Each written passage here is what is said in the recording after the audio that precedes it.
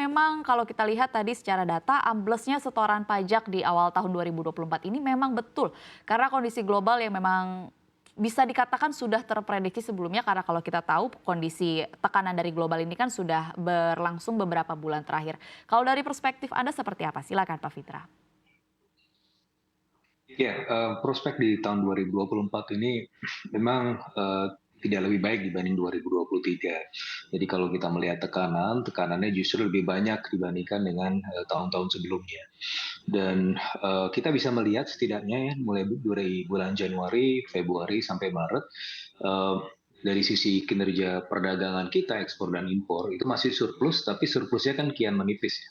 Jadi dari mulai Januari surplus 2 billion US dollar, kemudian di Februari anjlok sampai 800 juta dolar surplus perdagangannya. Meskipun ada berita baik di bulan Maret naik 4,4 billion US dollar, tapi itu lebih juga karena impornya jauh lebih turun dibandingkan dengan ekspornya. Nah, dalam kondisi seperti ini kita bisa memahami bahwa ada efek normalisasi terutama dari sisi komoditas. Meskipun terakhir kalau kita lihat data surplus perdagangan itu sudah 47 kali berturut-turut semenjak awal 2020, tetapi ya sekali lagi bahwa surplus ini semakin menipis dan kita tidak bisa lagi mengandalkan komoditas ya untuk dari sisi ekspor. Itu pula yang kemudian menjadikan target atau realisasi penerimaan di tahun ini itu jadi lebih buruk dibandingkan dengan tahun yang lalu. Sebagai perbandingan saja di kuartal 1 tahun lalu kita melihat surplus APBN itu kan 128 triliun ya. Sekarang di kuartal 1 di secara year on year cuma 8,1 triliun. Artinya sekitar 90% lebih ya 93% ya kan kejatuhannya.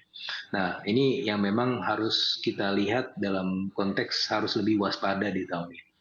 Dan kalau kita lihat lagi dari target defisit APBN tahun ini kan 2,3%. Bisa jadi itu tidak tercapai karena apa? Karena beban belanjanya itu lebih besar, sementara beban penerimaan atau target penerimaan atau bahkan potensi penerimaan negara di tahun ini mungkin tidak sebesar tahun-tahun sebelumnya. Karena juga kalau kita lihat di 3 tahun terakhir sampai tahun 2023 post COVID itu kan berangkat dari low base ya. Jadi ada pertumbuhan yang lumayan signifikan di 3 tahun ke belakang, tetapi sekarang ini sudah mulai ternormalisasi. Dan itu pula yang kemudian harus kita lihat di tahun ini dan juga tahun depan.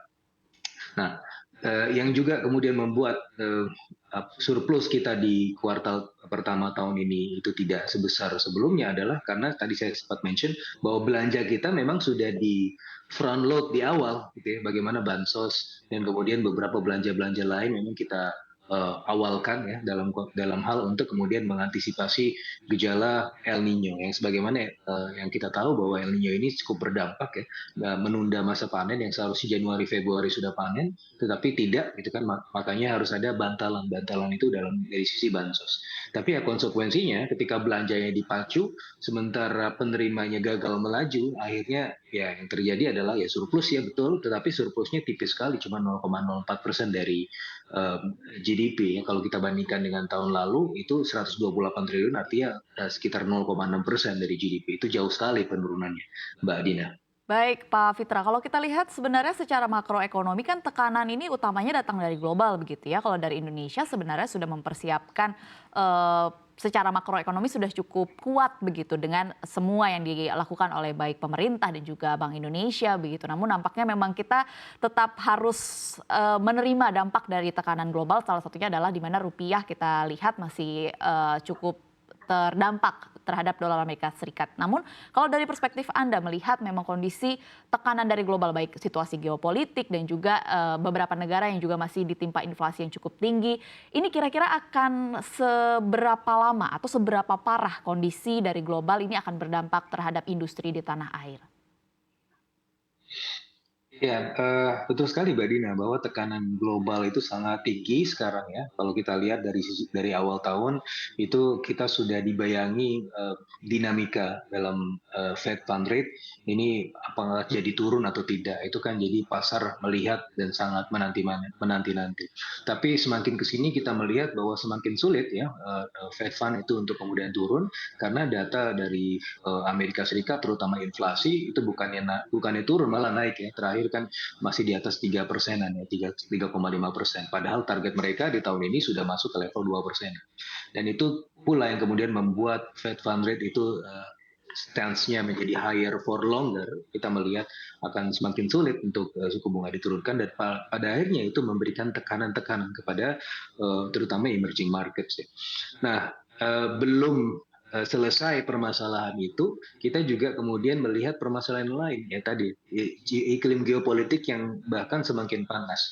Bagaimana kemudian Israel yang dengan Palestina yang belum selesai, kemudian ditambah lagi Israel versus Iran, dan kita melihat bahwa geopolitik di Timur Tengah ini sebenarnya bukan hanya di Timur Tengah, karena dia juga punya kemudian efek rombongannya. Salah satunya adalah kalau kita bicara Iran, berarti kita juga di sini melihat bagaimana China dan juga Rusia berada di belakang mereka, bagaimana Israel di belakang mereka ada Amerika Serikat dan juga NATO. Nah, dalam hal ini membagi kutub dunia menjadi dua gitu, sehingga arus investasi, kalau kemarin dalam World Economic Forum Special Meeting itu ada CEO dari Lazard yang menyampaikan bahwa para investor yang seharusnya bisa lebih fleksibel, multinational companies, investasi ke negara berkembang dan negara-negara yang memang menghasilkan return yang lebih tinggi, mereka tidak lagi mempertimbangkan faktor market saja, tetapi mereka juga sekarang mempertimbangkan faktor ideologi, dan itulah yang kemudian membuat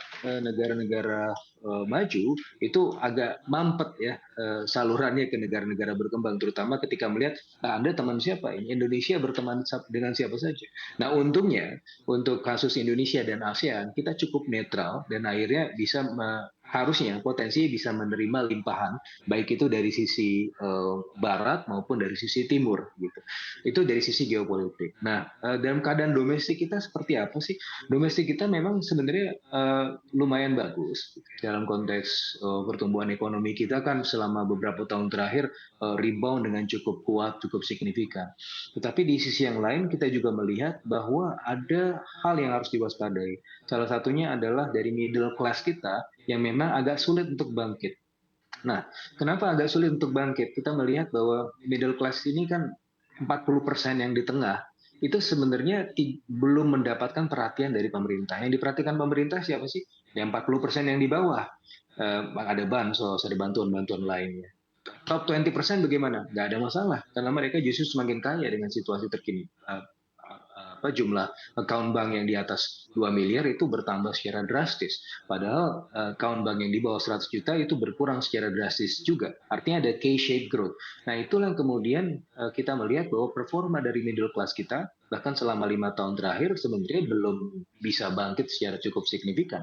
Dan kita lihat datanya Mbak Nina bulan Februari itu Consumer Confidence Index itu drop dari 125 ke 123. Di bulan Maret juga agak mirip, masih 123. Nah, apa sih yang membuat Consumer Confidence Index ini jatuh? Dua atau tiga diantaranya adalah pertama ya kalau dari sisi konsumen mereka melihat kondisi pekerjaan terkini, kemudian kondisi harga-harga ya, dua ini yang menjadi top of mind mereka. Sehingga pada akhirnya kita melihat bahwa middle class ini struggling loh. Dan padahal middle class ini adalah satu chunk konsumsi yang sangat kita harapkan untuk membangkitkan ekonomi. Dan ini harus mendapatkan perhatian gitu. Meskipun kita dalam hal ini masih oke, masih bagus, solid, dan termasuk yang paling bagus performanya di regional. Tetapi di sisi yang lain sumber-sumber pertumbuhan kita semakin terbatas. Middle class kita tergerus, kemudian dari sisi perdagangan internasional surplusnya juga semakin menipis, dan di sisi lain dari sisi fiscal capacity kita semakin dekat dengan ambang batas 3%.